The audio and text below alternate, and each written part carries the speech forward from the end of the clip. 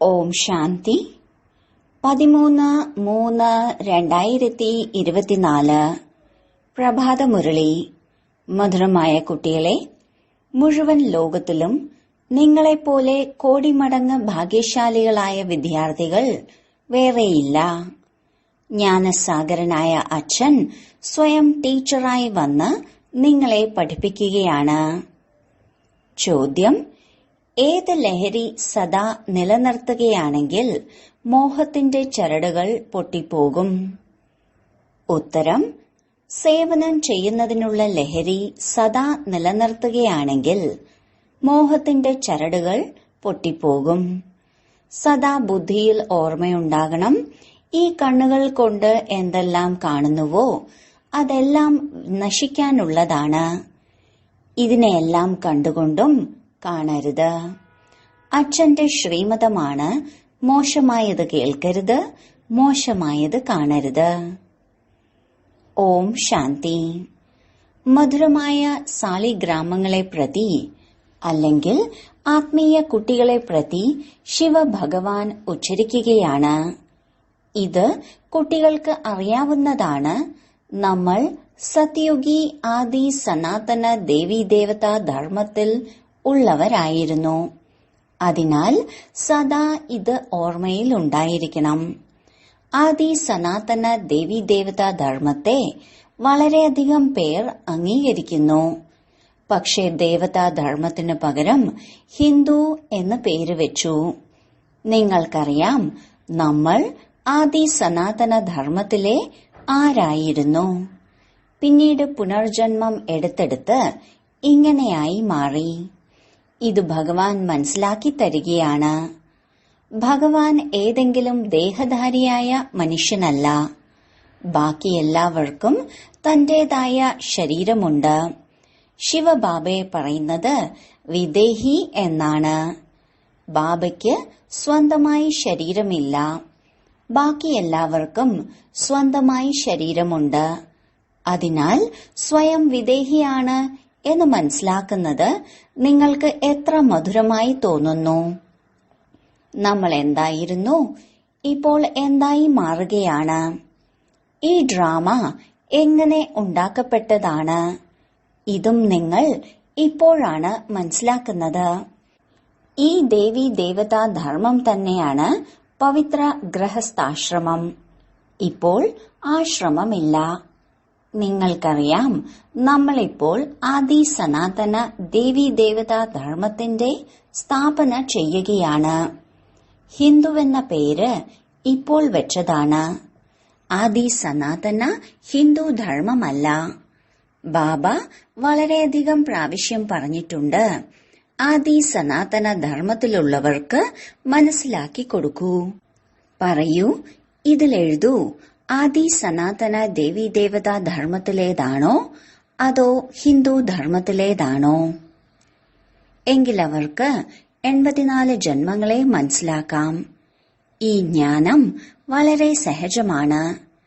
കേവലം ലക്ഷക്കണക്കിന് വർഷങ്ങൾ എന്ന് പറയുന്നതിനാൽ മനുഷ്യർ സംശയിക്കുന്നു. ഇതും ഡ്രാമയിൽ ഉള്ളതാണ്. സത്തോ പ്രധാനത്തിൽ നിന്നും തമോ പ്രധാനമായി മാറണം എന്നതും ഡ്രാമയിലുള്ള പാർട്ടാണ്. ദേവതാധർമ്മത്തിലുള്ളവർ തന്നെ 84 ജന്മങ്ങൾ എടുത്തെടുത്ത് ഇപ്പോൾ മോശമായിരിക്കുന്നു. ആദ്യം ഭാരതം എത്ര ശ്രേഷ്ഠമായിരുന്നു. ഭാരതത്തിന്റെ മഹിമ തന്നെയാണ് പാടേണ്ടത്. ഇപ്പോൾ വീണ്ടും തമോ പ്രധാനത്തിൽ നിന്നും സത്തോ പ്രധാനം, പഴയ ലോകത്തിൽ നിന്നും പുതിയതായി മാറുക തന്നെ വേണം. മുന്നോട്ട് പോകുന്തോറും നിങ്ങൾ പറയുന്നത് എല്ലാവരും തീർച്ചയായും മനസ്സിലാക്കും.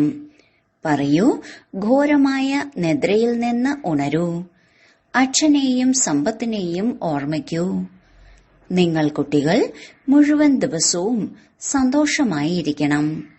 മുഴുവൻ ലോകത്തിലും മുഴുവൻ ഭാരതത്തിലും നിങ്ങളെപ്പോലെ കോടിമടങ്ങ് ഭാഗ്യശാലികളായ വിദ്യാർത്ഥികൾ മറ്റാരുമില്ല.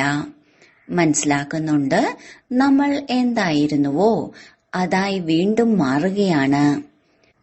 അരിച്ചരിച്ച് പിന്നെയും അവർ തന്നെ വരും.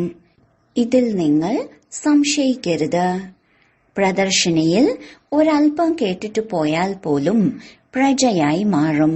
എന്തുകൊണ്ടെന്നാൽ അവിനാശി ജ്ഞാനധനത്തിന്റെ വിനാശം ഒരിക്കലും ഉണ്ടാകില്ല. ദിനം പ്രതിദിനം നിങ്ങളുടെ സംഘടന ശക്തിശാലിയായി മാറും.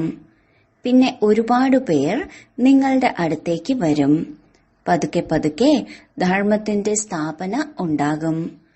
അഥവാ ഏതെങ്കിലും പ്രശസ്തനായ വ്യക്തി പുറത്തുനിന്ന് വരികയാണെങ്കിൽ അവരുടെ മുഖം ദർശിക്കാൻ എത്ര മനുഷ്യരാണ് പോകുന്നത്? ഇവിടെയാണെങ്കിൽ ആ കാര്യമില്ല. നിങ്ങൾക്കറിയാം, ഈ ലോകത്തിൽ എന്തെല്ലാം വസ്തുക്കളുണ്ടോ അതെല്ലാം നശിക്കുന്നതാണ്. അതിനെ ഒന്നും കാണരുത്, മോശമായത് കാണരുത്. ഈ അഴുക്ക് ഭസ്മമാകാൻ ഉള്ളതാണ്. എന്തെല്ലാം കാണുന്നുവോ അത് മനുഷ്യരാണെങ്കിലും ശരി മനസ്സിലാക്കുന്നുണ്ട്. ഇവയെല്ലാം കലിയുഗി ആണ്. നിങ്ങളാണ് സംഗമയുഗി ബ്രാഹ്മണർ. സംഗമയുഗത്തെ ആരും അറിയുന്നില്ല. കേവലം ഇതുമാത്രം ഓർമ്മിക്കൂ, ഇത് സംഗമയുഗമാണ്. ഇപ്പോൾ വീട്ടിലേക്ക് പോകണം. തീർച്ചയായും പവിത്രമായി മാറണം. ഇപ്പോൾ ബാബ പറയുന്നു, ഈ കാമവികാരം ആദി മധ്യ അന്ത്യം ദുഃഖം നൽകുന്നതാണ്. ഇതിനെ ജയിക്കൂ. നോക്കൂ, വിഷത്തിനായി എത്ര ബുദ്ധിമുട്ടിക്കുന്നു. ബാബ പറയുന്നു, കാമം മഹാശത്രുവാണ്. അതിനെ ജയിക്കൂ. ഇപ്പോൾ ഈ സമയത്ത് എത്രയധികം മനുഷ്യരാണ് ഈ ലോകത്തിൽ. നിങ്ങൾ ഓരോരുത്തർക്കായി എത്രത്തോളം മനസ്സിലാക്കി കൊടുക്കും? ഒരാൾക്ക് മനസ്സിലാക്കി കൊടുക്കുകയാണെങ്കിൽ അടുത്തയാൾ പറയും മാജിക് ആണ്, പിന്നെ പഠിപ്പ് ഉപേക്ഷിക്കുന്നു. അതിനാൽ ബാബ പറയുകയാണ്, ആദി സനാതന ധർമ്മത്തിലുള്ളവർക്ക് മനസ്സിലാക്കി കൊടുക്കൂ. ആദി സനാതന ധർമ്മം തന്നെയാണ് ദേവതാ ധർമ്മം. നിങ്ങൾ മനസ്സിലാക്കി കൊടുക്കുന്നു, ഈ ലക്ഷ്മി നാരായണന്മാർ എങ്ങനെയാണ് ഈ പദവി നേടിയത്, മനുഷ്യനിൽ നിന്ന് എങ്ങനെ ദേവതയായി മാറി. തീർച്ചയായും അന്തിമ ജന്മത്തിലായിരിക്കും. 84 ജന്മങ്ങൾ പൂർത്തിയാക്കി പിന്നീട് ഇവരായി മാറി. ആർക്കാണോ സേവനത്തിൽ ലഹരിയുള്ളത് അവർ ഇതിൽ മുഴുകും. ബാക്കി എല്ലാത്തിൽ നിന്നും മോഹം മുറിയും. നമ്മൾ ഈ കണ്ണുകൾ കൊണ്ട് എന്തെല്ലാം കാണുന്നുണ്ടോ അതിനെയെല്ലാം മറക്കണം. കാണുന്നേയില്ല, അങ്ങനെ ആയിരിക്കണം. മോശമായത് കാണരുത്. മനുഷ്യരാണെങ്കിൽ കുരങ്ങിന്റെ ചിത്രം ഉണ്ടാക്കിയിരിക്കുന്നു, ഒന്നും മനസ്സിലാക്കുന്നില്ല. പെൺകുട്ടികൾ എത്ര പരിശ്രമിക്കുന്നു. ആരാണോ മനസ്സിലാക്കി കൊടുത്ത് യോഗ്യരാക്കി മാറ്റുന്നത് അവർക്ക് ബാബ അവസരങ്ങൾ നൽകുന്നു.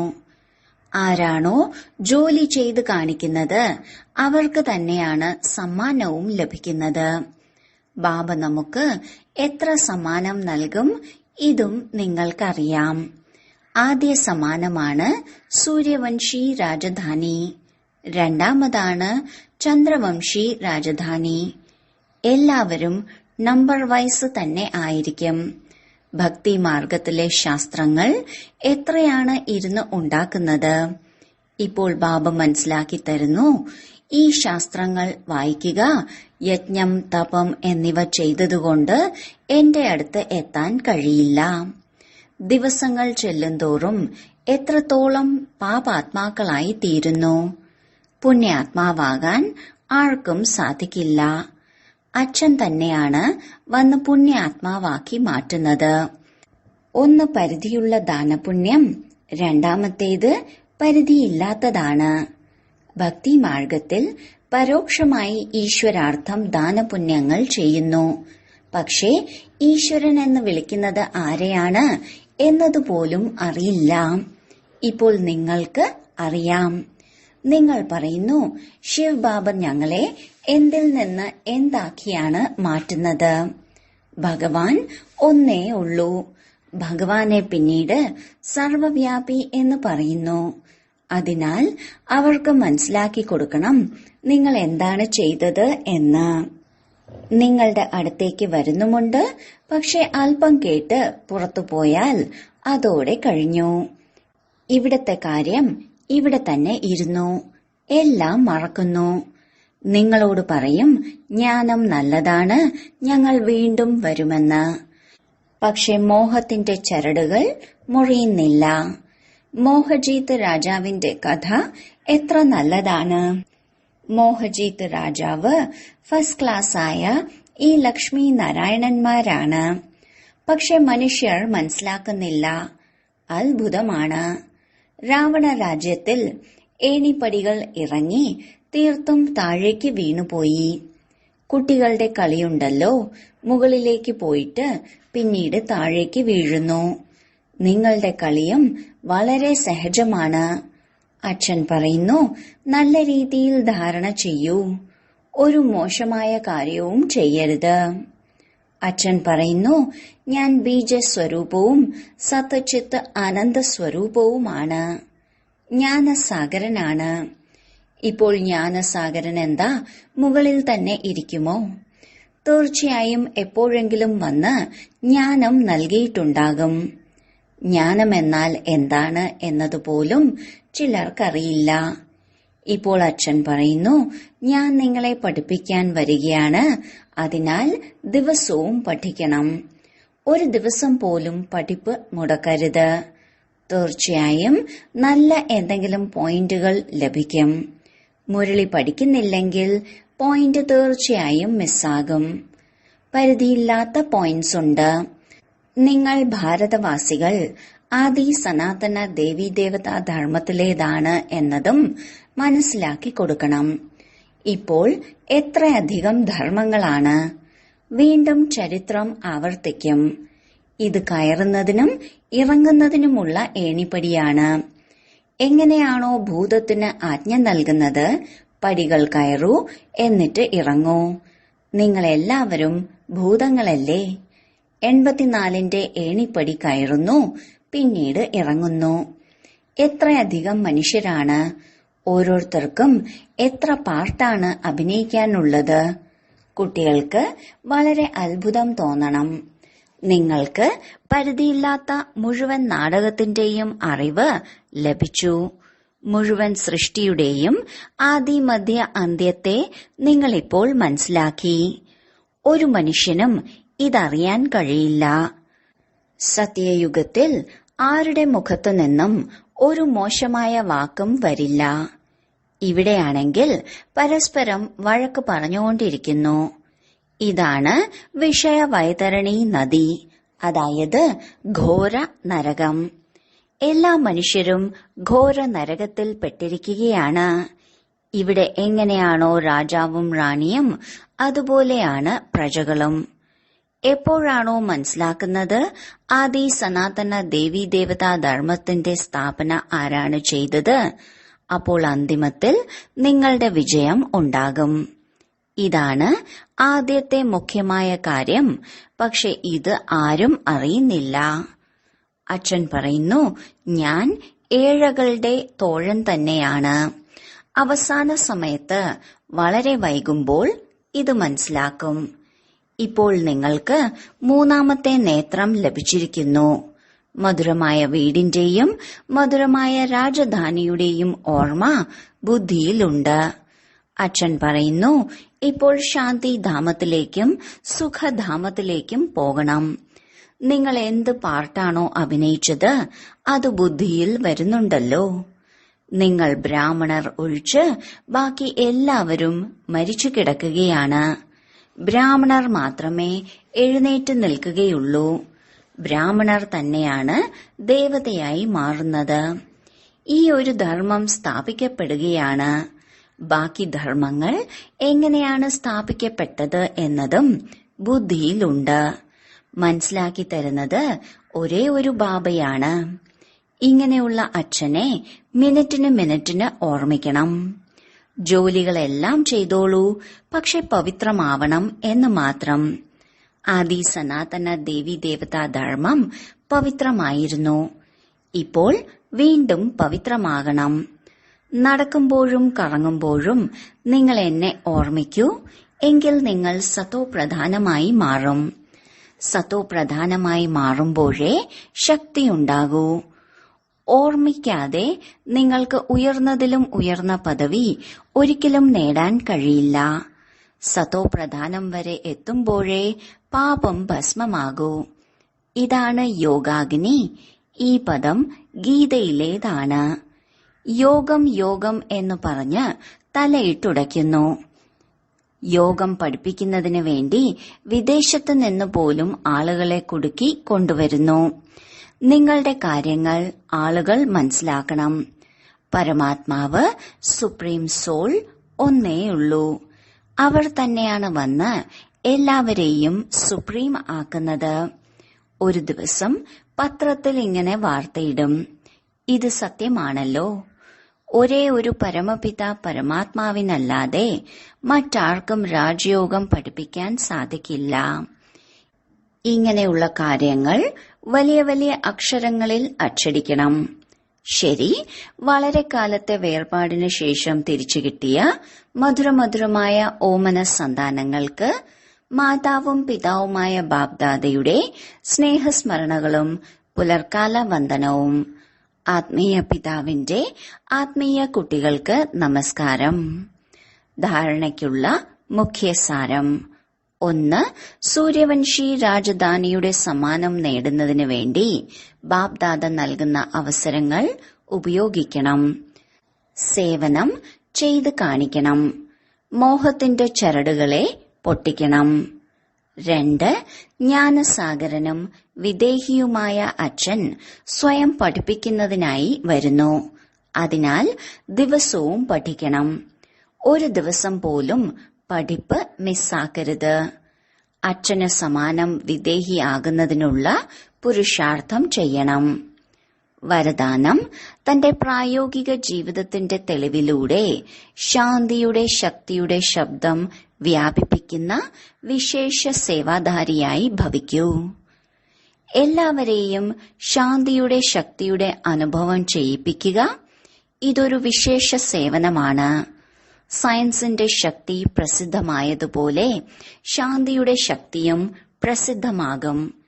എല്ലാവരിൽ നിന്നും ശാന്തിയുടെ ശക്തി സയൻസിന്റെ ശക്തിയേക്കാൾ ഉയർന്നതാണ് എന്ന ശബ്ദം മുഴങ്ങിക്കൊണ്ടിരിക്കും. ആ ദിവസവും വരും. ശാന്തിയുടെ ശക്തിയുടെ പ്രത്യക്ഷത എന്നാൽ ബാബയുടെ പ്രത്യക്ഷത. ശാന്തിയുടെ ശക്തിയുടെ പ്രത്യക്ഷ തെളിവാണ് നിങ്ങൾ ഓരോരുത്തരുടെയും ജീവിതം. ഓരോരുത്തരും നടക്കുമ്പോഴും കറങ്ങുമ്പോഴും ശാന്തിയുടെ ശക്തിയുടെ മോഡലായി കാണപ്പെടുകയാണെങ്കിൽ സയൻസുകാരുടെ ദൃഷ്ടിയും സൈലൻസുകാരിൽ പതിയും. ഇങ്ങനെയുള്ള സേവനം ചെയ്യൂ, അപ്പോൾ പറയും വിശേഷ സേവാധാരി. സ്ലോഗൻ: സേവനത്തിന്റെയും സ്ഥിതിയുടെയും ബാലൻസ് വയ്ക്കുകയാണെങ്കിൽ സർവരുടെയും ആശീർവാദം ലഭിച്ചുകൊണ്ടിരിക്കും. മാതേശ്വരിയുടെ അമൂല്യമായ മഹാവാക്യങ്ങൾ: 1. നയനഹീനർ അല്ലെങ്കിൽ ജ്ഞാന നേത്രഹീനർക്ക് വഴി പറഞ്ഞു കൊടുക്കുന്ന പരമാത്മാവ്. നയനഹീനർക്ക് വഴി കാട്ടിത്തരൂ പ്രഭു. ഇപ്പോൾ മനുഷ്യർ ഈ ഗീതം പാടുന്നു. നയനഹീനർക്ക് വഴി കാണിച്ചു തരൂ. അതിനർത്ഥം വഴി കാണിച്ചു തരുന്നത് ഒരേ ഒരു പരമാത്മാവാണ്.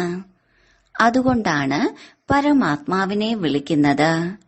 മാത്രമല്ല, വഴി കാണിച്ചു തരൂ പ്രഭു എന്ന് പറയുമ്പോൾ തീർച്ചയായും മനുഷ്യർക്ക് വഴി കാണിച്ചു കൊടുക്കുന്നതിനു വേണ്ടി സ്വയം പരമാത്മാവ് നിരാകാര രൂപത്തിൽ നിന്ന് സാകാര രൂപത്തിലേക്ക് തീർച്ചയായും വരേണ്ടതുണ്ട്. അപ്പോഴേ സ്ഥൂലത്തിൽ വഴി പറഞ്ഞു കൊടുക്കൂ. വരാതെ വഴി പറഞ്ഞു കൊടുക്കാൻ കഴിയില്ല. ഇപ്പോൾ ആശയക്കുഴപ്പത്തിലായ മനുഷ്യർക്ക് വഴി വേണം. അതിനാൽ പരമാത്മാവിനോട് പറയുന്നു, നയനഹീനർക്ക് വഴി പറഞ്ഞു തരൂ പ്രഭു എന്ന്. ആ പരമാത്മാവിനെ തന്നെയാണ് പിന്നെ തോണിക്കാരൻ എന്നും പറയുന്നത്. ആരാണോ ഇക്കരെ അല്ലെങ്കിൽ ഈ 5 തത്വങ്ങളാൽ നിർമ്മിതമായ സൃഷ്ടിയെ മറികടന്ന് അക്കരെ അല്ലെങ്കിൽ 5 തത്വങ്ങൾക്കുമുപരി 6ാമത്തെ തത്വമായ അഖണ്ഡ ജ്യോതി മഹത്തത്വത്തിലേക്ക് കൊണ്ടുപോകുന്നത്. അതിനാൽ പരമാത്മാവും അക്കരെ നിന്ന് ഇക്കരയിലേക്ക് വന്നാലേ കൊണ്ടുപോകൂ. അതിനാൽ പരമാത്മാവിനും തന്റെ വീട്ടിൽ നിന്ന് വരേണ്ടി വരുന്നു. അതിനാലാണ് പരമാത്മാവിനെ തോണിക്കാരൻ എന്ന് പറയുന്നത്. പരമാത്മാവ് തന്നെയാണ് നാം ആത്മാക്കളാകുന്ന തോണിയെ അക്കരയ്ക്ക് കൊണ്ടുപോകുന്നത്. ഇപ്പോൾ ആരാണോ പരമാത്മാവിനോടൊപ്പം യോഗം വയ്ക്കുന്നത് അവരെ കൂടെ കൊണ്ടുപോകും. ബാക്കി ആര് അവശേഷിക്കുന്നുവോ അവർ ധർമ്മരാജന്റെ ശിക്ഷ അനുഭവിച്ച ശേഷം പിന്നീട് മുക്തമാകും. 2.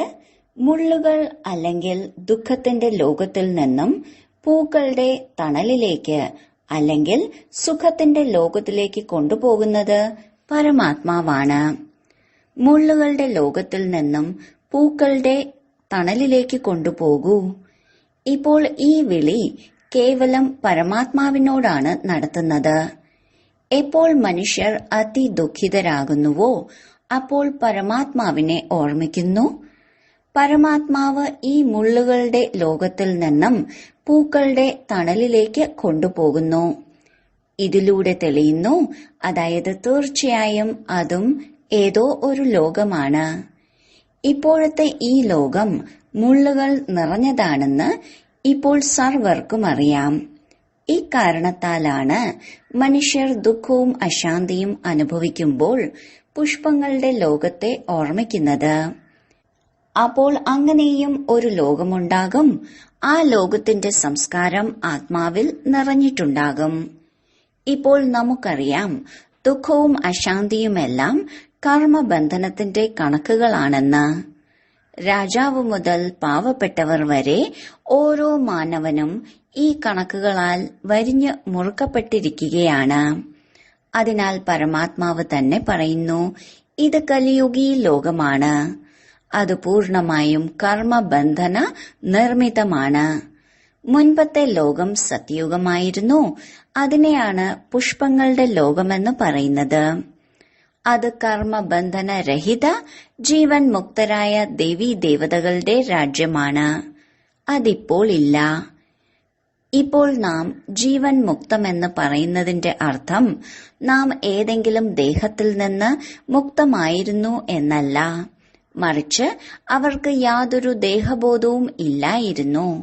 അവർ ദേഹത്തിൽ ഇരുന്നു കൊണ്ടും ദുഃഖം അനുഭവിച്ചിരുന്നില്ല. അതായത് അവിടെ യാതൊരു കർമ്മബന്ധനത്തിന്റെ അവസരവും ഇല്ല. അവർ ജനിച്ച് മരണം വരെ ആദി മധ്യ അന്ത്യം സുഖം അനുഭവിച്ചിരുന്നു. അതിനാൽ ജീവൻ മുക്തി എന്നാൽ ജീവിച്ചിരുന്നുകൊണ്ടും കർമാതീതം. ഇപ്പോൾ ഈ മുഴുവൻ ലോകത്തെയും 5 വികാരങ്ങൾ വരിഞ്ഞ് മുറുക്കിയിരിക്കുകയാണ്. 5 വികാരങ്ങളും പൂർണമായും ഉള്ളിലുണ്ടെന്ന് കരുതിക്കോളൂ. പക്ഷെ മനുഷ്യന് ഈ 5 വികാരങ്ങളെയും ജയിക്കാനുള്ള ശക്തിയില്ല. അപ്പോഴാണ് പരമാത്മാവ് സ്വയം വന്ന് നമ്മെ 5 ഭൂതങ്ങളിൽ നിന്ന് മോചിപ്പിക്കുന്നതും ഭാവിയിലെ പ്രാലബ്ധമായ ദേവീ ദേവതാ പദവി പ്രാപ്തമാക്കി തരുന്നതും. ഓം ശാന്തി.